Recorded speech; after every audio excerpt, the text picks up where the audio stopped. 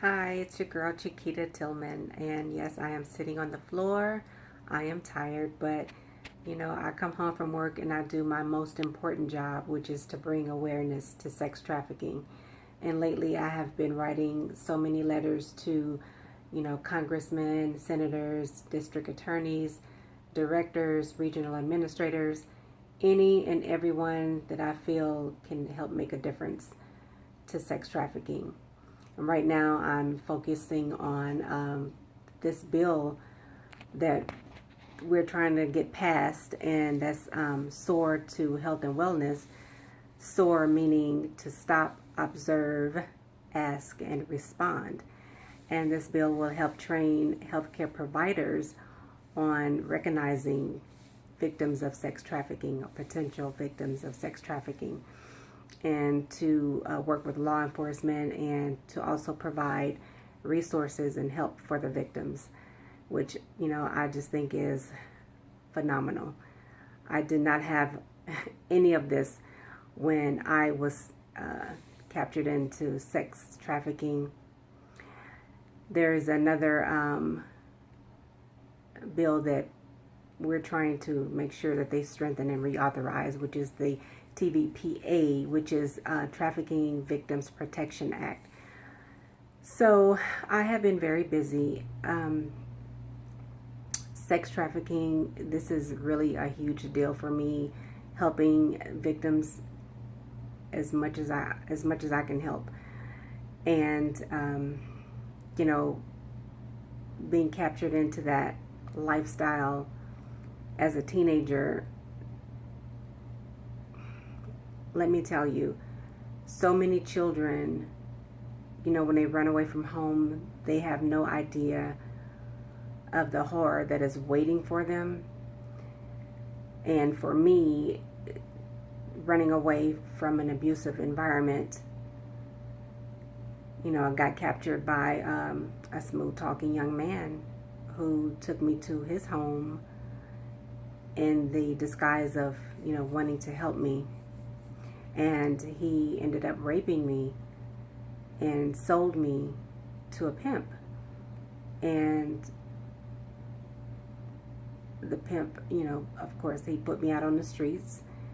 And it was very, very difficult. I was, often beaten and raped by the pimp and Johns.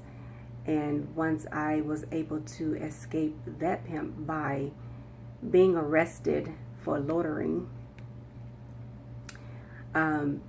he didn't know when I was going to be released, but I actually was released the next morning because they really didn't have anything to hold me on.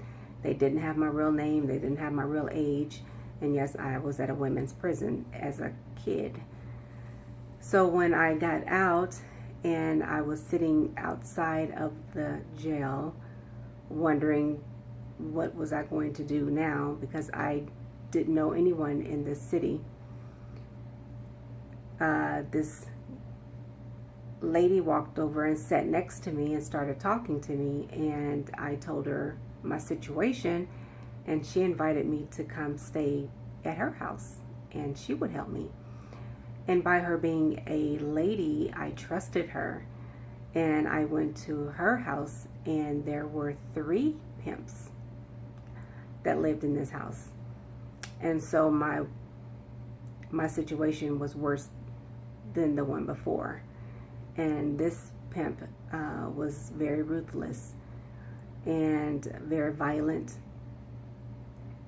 and was raped multiple times by him, beaten, and I was a fighter in the beginning. I would fight back, which would lead to more beatings. And it was just so bad to where, when we wake up in the morning, we would have to bathe, and he would stand there and watch us bathe, the humility. So trust me, I know what these kids are going through. You're out there, you're working the street just like you're, working a 9 to 5, and you have people watching your every move to make sure that you don't run. And, they have, doctors set up, they have they have everything set up for you, so you don't have to go anywhere. They bring them to you. So trust me, I understand what these kids are going through with the abuse, physically, sexually, mentally. It was so bad to where, he took me for a ride and he dragged me into an alley and he put a knife to my throat and said that he would slit my throat and leave me to die right there and nobody would care. And I believed him because no one knew who I was. And so that pretty much made me submissive after that point. And so let me tell you, these kids are really going through some horrific things, and I don't take it lightly. If I can help one child escape that hellhole, that is, my life was worth it.